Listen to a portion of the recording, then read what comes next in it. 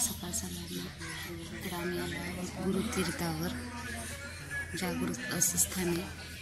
तुम्हाला कळलंच का आलो आहे आम्ही ते पाटील येऊन गेले होते, दर्शन घेत होते. तर खूप गर्दी असते, खूप म्हणजे खूप गर्दी असते. हे असे सगळ्या बायका येतात, सगळेजण बसलेले असतात. असे प्रत्येकाचे काही ना काही गाराणे असतात, ते गाराणे घेऊन येतात. तुम्हाला कळलं कशासाठी येतात ते सगळे.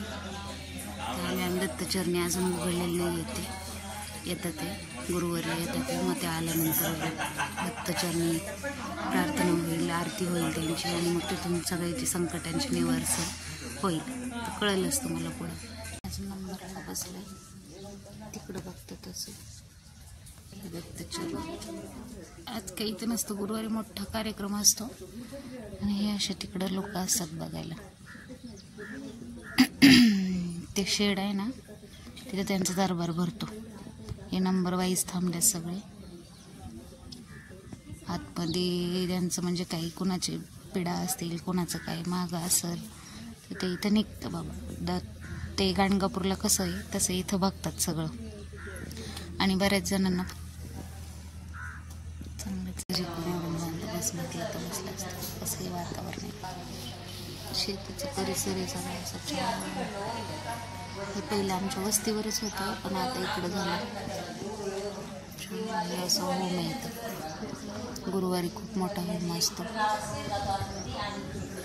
सगळे बघणारे बसल्यात. मी पण आज पाटील गेल्यात माल द्यायला नंबर येईल. म्हटलं बघावं तरी नक्की काय चाललेलं असतं ते, म्हणून आलं. गुरुवारी खूप गर्दी असते, खूप म्हणजे खूप गर्दी असते गुरुवारी. बघा इकडे नांगरणीचं काम चालू आहे.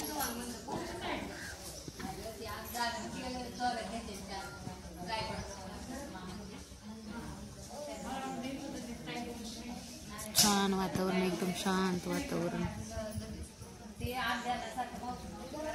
सगळं असं इकडं तिकडं बाथरूमचं काम चालू आहे.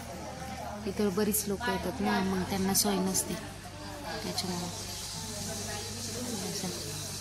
नारळ झाडाच्या पलीकडे नांगरणी चालू आहे. पाण्याची वगैरे सगळी सोय केली. त्या रूममध्ये असतात महाराज, तिथं 7-7 लोकांना घेतात एकत्र आणि त्यांचे प्रश्न सोडवतात ते. तर बघू आपण आत गेल्यावर व्हिडिओ काढून देतात का नाही ते. हे असं दत्त महाराजांचं स्थान आहे. इथं गुरुवारीच खूप काय प्रश्न काय लोक घेऊन येतील सांगता येत नाही, पण नक्की आहे खरंच. नक्की येऊन इथं भेट द्या. दत्तचरणी तुमच्या समस्या सांगा, त्याचं निरासन नक्की होईल. ह्यांचा एक नियम आहे, देव काही लगेच कुणाला भेटत नाही, त्यामुळं खेट्या घालायलाच लागतं.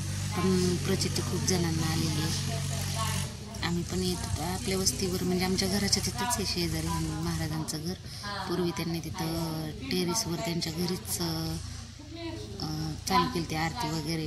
पादुका तिथं ठेवल्या होत्या त्यांनी, आणि शंकरबाबांची मूर्ती पण होती.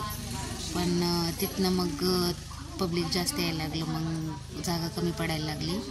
मग हे आष्टापूर भौरापूरच्या साईडला, हा भौरापूर थोडक्यात तिथं आहे. मग एका शेतकऱ्यांनी त्यांना ते दिलं इथं. हे सगळं परिसर त्यांचंच आहे.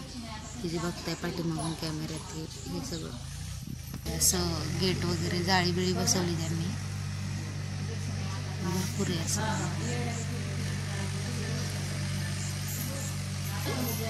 हे असं सगळं कंपाऊंड वगैरे करून घेतलं त्यांनी. हे असं आता दत्त जयंतीला भरपूर मोठा कार्यक्रम होता. हे पार इथपर्यंत असं हे सगळं कंपाऊंड करून घेतलं. आणि हे शेड पण खूप मोठे आहे, बरेच लोक बसतात ह्याच्यात. बघत बसले कधी ते नंबर. अजून काही नाही, चहा घेऊन आले सकाळी, अजून काही नाही घेतलं. चला तर मग सगळ्यांना